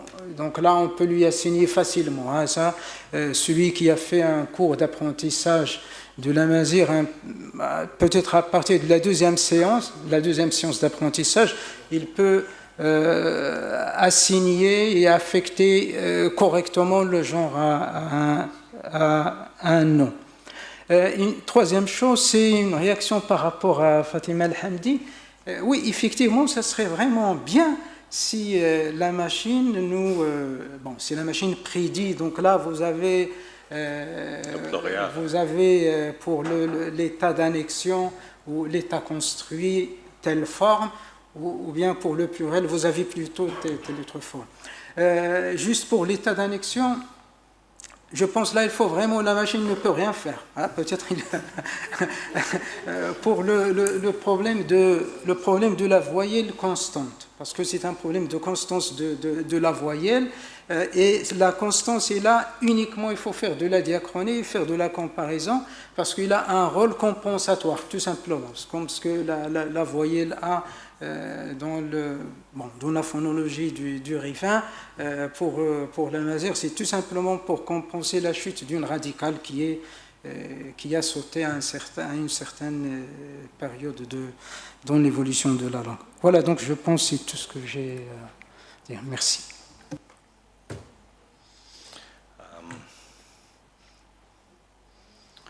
It goes back to the second question about the complexity. Tu peux traduire si des choses qui ne sont pas. Did you get the point very well? It's the nature of the categorization, and it's more complicated. Yes, exactly. Okay, the nature of categorization. Okay, with respect to the nouns. Okay, start with the vowel A. They are predictable in the sense that you can very easily predict those nouns and say that they are either female or feminine or singular or masculine. Sorry, yeah. So he says that you don't even need the machine, maybe with respect to that, because it's not that difficult. You see. Yeah, agentive too. I mean, a lot of the derivational categories. Agentives as well, maybe instrumentals as well. I mean, I think that's absolutely true. There are certain things that we don't need the machines for. And that's perhaps the insight of your question too about the construct state, right? And so we shouldn't think that this is going to solve all our problems, and we do need intelligent analysts. I think that one thing I talked about is there are ways to structure, and this is more relevant in neural network models, there are ways to structure information over many levels. So for example, in neural network models of image processing, so there's a lot of progress now in processing images where there's a lot of ambiguity in the categorization of an image, because if you have a different angle, the image looks, and so it's a significant problem.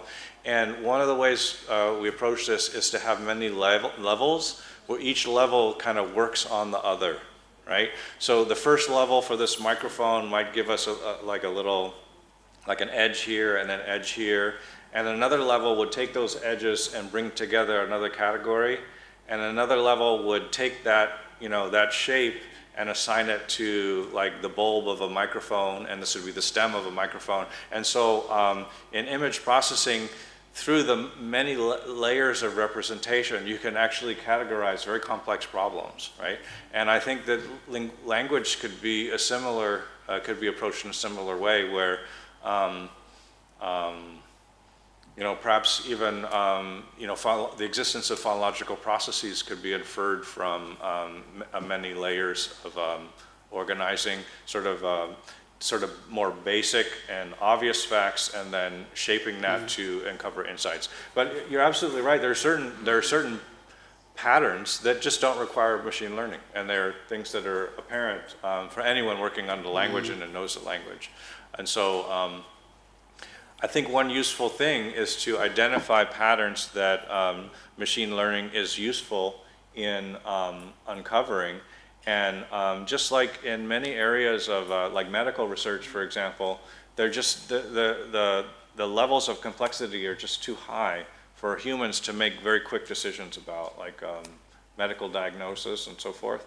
In the Alassane Tang article, they talk about kind of nonlinear relationships that can be uncovered in neural network models. And so, maybe there is something about, assimilated loans versus unassimilated loans and the position of vowels and stuff like that. By taking those two different features and combining them in interesting ways, neural network models can find things that it would take decades for humans to find, right?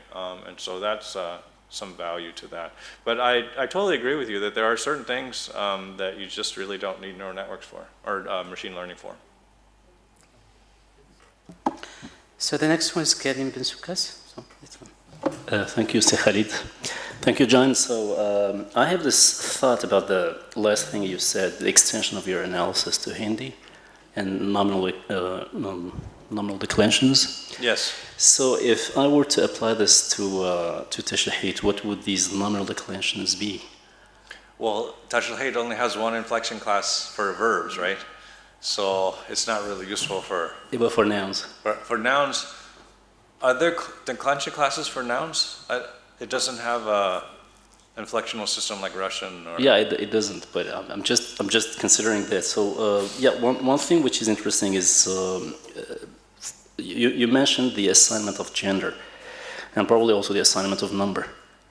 And the third missing thing is a case which has been brought up in the discussion. That's the construct state and the free state. Yes, yes. So my question is, given that if we look at this from the perspective of what is called inherent inflection and contextual inflection, and by inherent we would probably look at gender and number, but case, whatever, it's more of a contextual type of inflection. So I was just wondering to what extent the difficulty of the data would be handled by machine learning, and would we really need machine learning in this case? And when you look at the construct states, I could say that probably there's different layers. One is predicting which contexts, like morphosyntactic contexts, induce this type of trigger, this type of construct state. Yeah. And the second layer is the allomorphy itself that we get. So it's much more complicated than the U and W thing. There's also the E and all other things. The other idea is that if you look at even the some of the vowels that we would consider inflectional. I'm considering, for example, the A in the diminutive. So if we have al-barred, for example, al-barred, the diminutive is al-barred. So the A is definitely not radical in al-barred. That would be an inflectional thing. But it does not disappear in the construct state. Oh. So you never say it-al-barred, yet-al-barred, yet-tajint, yet-tajint, things like that. So it's these two different levels. To what extent can we apply whatever you've applied to the assignment of gender, equally successfully to the assignment of case, and this distinction between inflection, which is inherent and contextual. Yeah, that's certainly an interesting point. So I think your insight is that we could treat these as two separate analyses and sort of try to understand the interdependency among them as well, or the potential for a result in one outcome to inform the results in another. Is that kind of what? Partly yes, but it's also like the when it comes to the complexity of the data, when it comes to the gender, not gender assignment, but to construct state, the context, the morphosyntactic context can be delimited. Now, what we have failed so far to see is what is it that these contexts have in common. Gersel would go with a case with a K and things like that, but there are some specifics that probably will make it a little bit difficult to come up with, in a traditional type of generalization. But concerning machine learning, I think that the context can be predictable. Once you feed those into the machine, it can just tell you if you have this, you assign this type of thing. So this is one level, okay? Yeah. But the other level is the complexity of the allomorphies themselves. Okay. Yeah, okay, so what we've been doing is just really simple compared to what you're thinking. It's because it's just like two categories, and we've got noun attributes, and we predict those categories. But instead of gender categories, we could do allomorphy selection and use the allomorphs as the labels that we know, right? And then the context, and use those contexts to predict the labels, right? That would be another way to do it. For the contextual, like the construct state, that could be encoded in an embedding, similar to the way gender can be, because gender is a morphosyntactic phenomenon, so the gender of a word is determined by the gender of other words in the noun, and so similar things could be said about the construct state. That could probably be very well represented in a word embedding, and so it's kind of a big data problem. I don't know what the status of the texts of Tashlhiyt are, but it's probably something that could be addressed. But then the bigger question is how to combine that information and integrate it in an insightful analysis, and there are potential for combining levels, right? The outcome of a construct state model with the outcome of something that combines number and gender, right? I can't really think off the top of my head how that would be integrated, but it kind of depends on what the ultimate analysis is.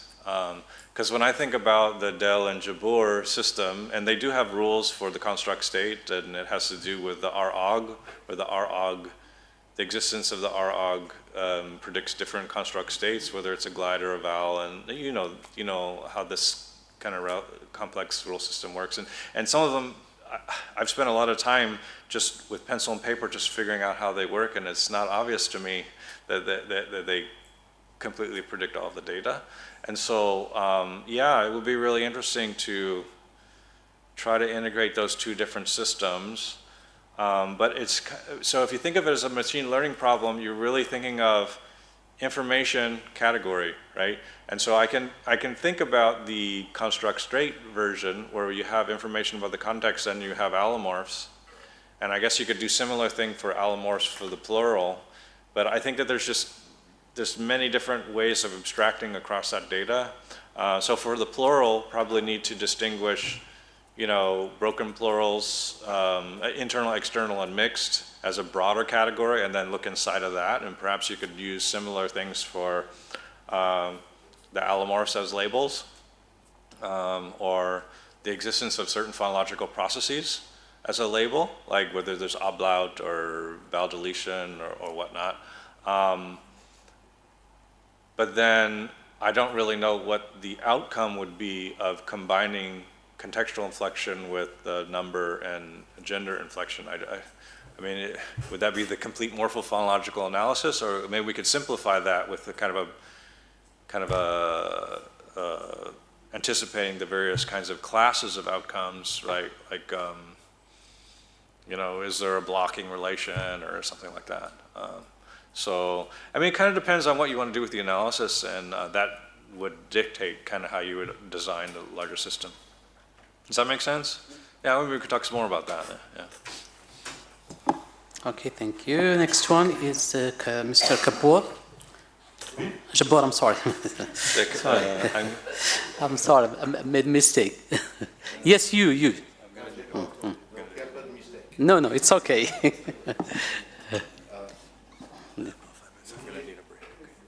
Yes, a little bit. All right. Je voulais juste préciser une chose.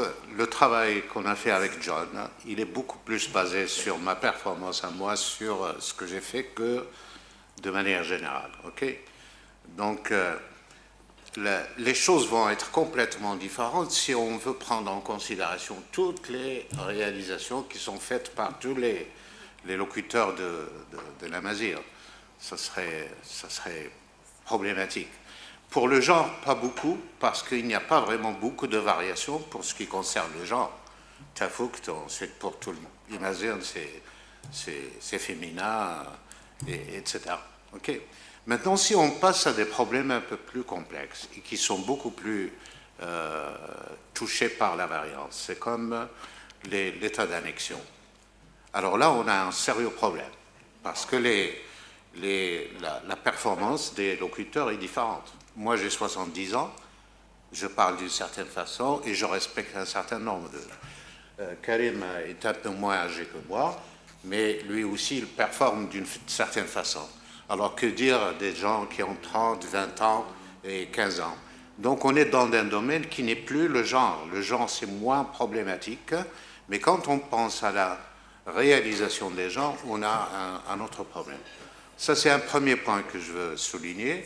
Un deuxième point, je pense qu'à l'IRCAM, la perspective est dans l'aménagement linguistique et aussi dans l'enseignement de la langue. Donc le problème est différent, on n'est plus dans de la recherche pure, on est ici, on peut se poser la question, est-ce vraiment nécessaire de focaliser l'attention sur les problèmes de l'état d'annexion pour l'apprentissage de la langue, etc. Est-ce vraiment nécessaire? Alors là, les machine learning peuvent nous aider. On pourrait prendre vraiment un bon corpus bien et voir combien de mots, par exemple, agissent comme agja, agioun ou bien ir, arioun, etc. On peut voir le pourcentage. Avec A, il n'y en a pas beaucoup. Il n'y en a pas beaucoup, en tout cas, d'après mon expérience et mon intuition. Ceux qui commencent par A et puis le A reste ou bien se transforme, il n'y en a pas beaucoup. Donc ça serait bien de voir, et ça serait intéressant de faire maybe one project for the future to try to find how many, what is the percentage of words like who ready for the adventure. Voilà, c'est juste une remarque que je veux faire, c'est la perspective est différente. Okay, before answering maybe the question, okay, we are going to take 5-10 minutes time a break. Okay, so as maybe it took us a long time, okay, asking questions, okay. Okay, we shall wait for our guests to come back, okay. Yeah.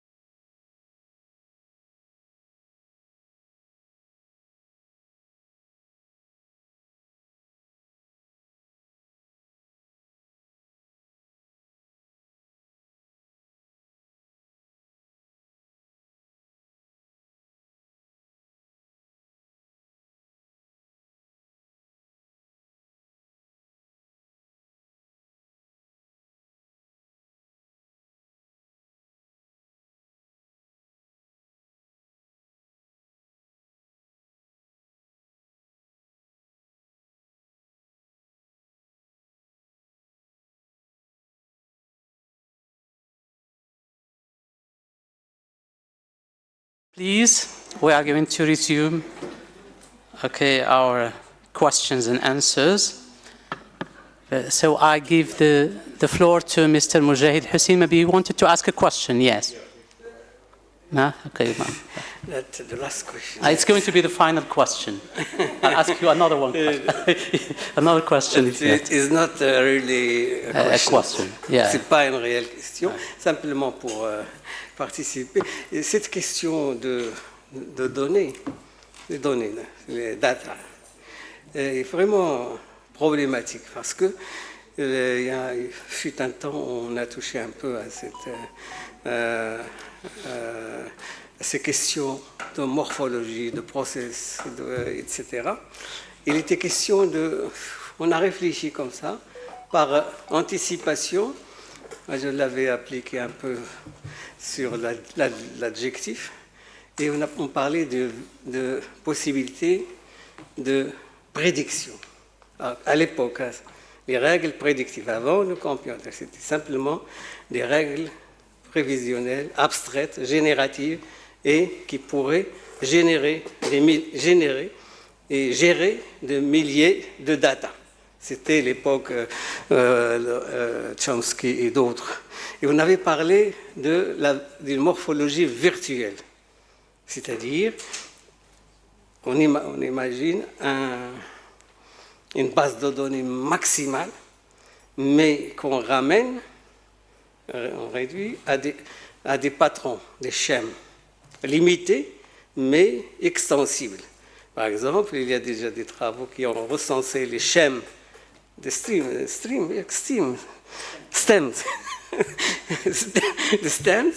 et des patrons et des règles génératives de classement, etc., de paradigmes. Et à partir de là, l'ensemble du corpus des éléments, des milliers de data, sont filtrés et on sort avec et les règles, la morphologie virtuelle consiste en le dégagement des règles des processus de génération à partir de ces data, y compris les schèmes qui sont improductifs, non productifs, ou bien des mots qui ne rentrent dans aucun schème, ou bien des termes qui, par exemple pour le féminin, il y a des éléments qui sont féminins sémantiquement, ils n'ont aucune forme morphologique. Il y a des féminins qui sont sémantiquement masculins et formellement comme en arabe. Alors, l'intelligence artificielle de nos jours, je suis nul dans ce domaine-là, il y a d'autres personnes qui savent. La question naïve, est-ce que l'intelligence artificielle prend en considération et comment l'héritage, de cet héritage classique, disons maintenant traditionnel des années 80, en termes de prédiction, gestion de data et aussi règles synthétiques et entre l'input et l'output. Comment est-ce qu'il y a certainement il y a des algorithmes plus sophistiqués, mais dont je serais vraiment prétentieux si je rentre là-dedans. Voilà, je ne sais pas si... Autrement dit, comparer hier et aujourd'hui. Et peut-être le futur.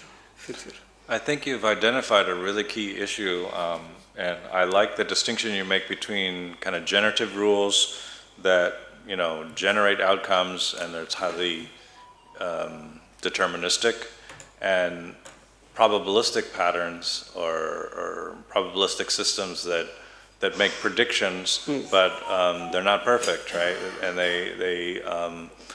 they're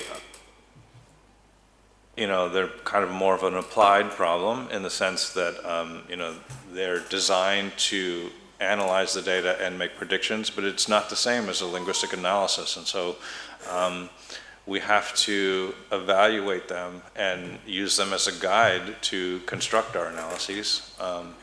On the other hand, linguistic theory has changed quite a lot in since I was a graduate student, and a lot of what phonological analysis was predicting if it's grammatical or ungrammatical, and it was just a simple binary distinction, and a lot of change has taken place since I was a graduate student, and we identified kind of more grayer areas. And so the categorical Chomskyan rules are not appropriate for all the phonological phenomena we look at. And I think the machine learning models, in particular neural network models, are quite good for capturing those gray areas and the gradients that you see. And that's a huge area in phonology right now. And I would say that it's relevant to most of linguistics. So yes, I think we all have different perspectives, and we all have different ways in which we approach language. And I think there are some insights for machine learning, even if you are more committed to the Chomskyan deterministic approach, because it can point the way, and then you can develop your rules and then identify exceptions to those rules, right? Because there are certain patterns that machine learning enable you to find that you couldn't otherwise find, right? It would take months to discover those patterns, right? So AI is like a robot that can go through your data and find things that would take you, many months to find. And so I love those robots. Okay, thank you. So I'll take advantage of being a facilitator here, and I ask you the final question, possibly before we bring this meeting to a close. We have been working, I'm a researcher in this institute, and I've been working on the collection of a number of lexical items in a database on the creation of a dictionary, over the last, let's say, 10 years or so. So we have actually collected a number of, I would say, more than 10,000 nouns within the database. Do you think, on the basis of the treatment that you have actually adopted to analyze the data, the 1914 lexical item, which are nouns, basically, okay, do you think that more predictability would follow if the data is more, because you know the importance of the data in machine learning, in computational linguistics in general. Do you think that, again, that the predictability would increase if the data is larger, is bigger? It could. And data is really crucial. And I think over 1,000, under 2,000, you can use kind of simpler models like the non-neural network models like random forest.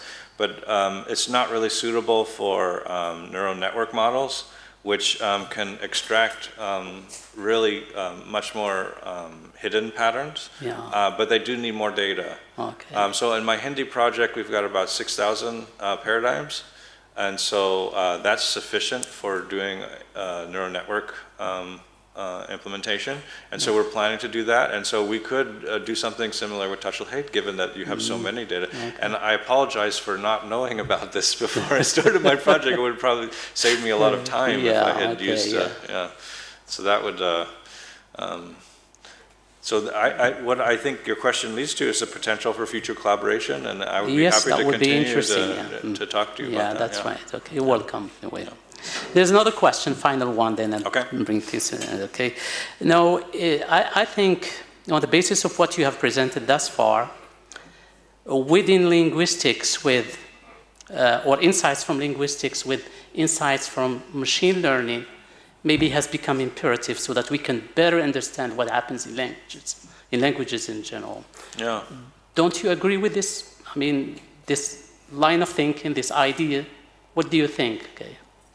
I think in general, artificial intelligence can enhance research in many different ways, and you can use it to find hypotheses and validate hypotheses that would take a long time to discover and validate. So for example, in drug discovery, there are certain DNA combinations that are needed to discover the drugs for certain diseases, and neural network models have the ability to factorialize and find patterns that are that would take years for humans to find. And I think that the same thing could be said of language, because language is rich and complex, and there's a dynamics to it where language acquisition takes place over many years. Languages change over generations. Languages have many levels of analysis. There's sound structure, there's morphological structure, there's syntactic structure. So the ability to integrate all those things in a powerful robots for searching those domains and traversing those time series can greatly assist research. But what we're doing is we're making us go faster. It doesn't diminish the importance of an analyst, being in that driver's seat and calling the shots, right? So. Okay, thank you very much, Professor John Alderete. It was so very nice to listen to you, to your presentation. Very insightful, very comprehensive, and illuminating on many areas having to do with gender assignment in the Tashlhiyt language. Before bringing this conference to an end, I would like to thank the Rectorate, the General Secretariat, Uzdin Aisha, who is the Secretary of the Language Planning Center, and also the Department of Communication, and Mr. Faddah Abdullah, who is our photographer over here, for having undertaken a lot of efforts, or investing lots of efforts to us to make this conference possible. Okay, thank you very much. We hope to be able to see John Alderete very soon in another seminar or conference. Thank you very much, and see you soon. Thanks, everyone. Yes, okay, so we are going to have a break, so just to have some tea or coffee, so we are welcome, please, to join us. Thanks, everyone, for your questions. Okay.